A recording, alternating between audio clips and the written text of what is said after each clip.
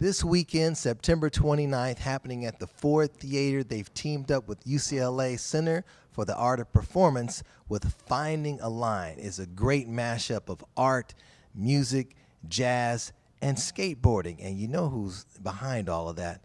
My man and yours, Mr. Jason Moran. Well, tell me about this concept, because this is something that you've done at the Kennedy Center before, right, where you've mashed up skateboarding with jazz performance. I mean, tell me how the average layperson would wrap their mind around such a great concept. You know, I think maybe it began for me as a teenager in the 80s, skateboarding in Houston, Texas. You know, my friends, we'd all just kind of like be in the street, making ramps, you know, challenging each other.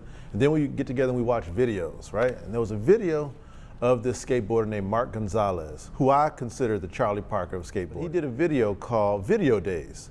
So he's doing all this new stuff, right, on the street. And the music is John Coltrane, right?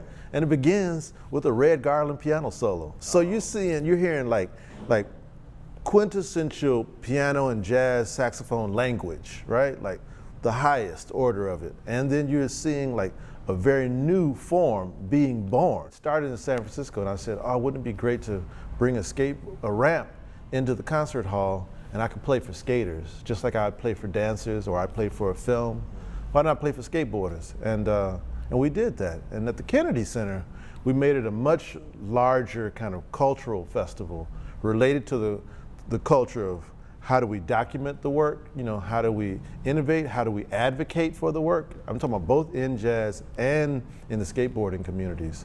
How do we use local skaters, local ramp builders, you know? And it became something, a 10-day festival. And so this is kind of a second iteration, and I'm unbelievably thrilled that we get to do it out here in Los Angeles, you know, which is a mecca of skateboarding. Right.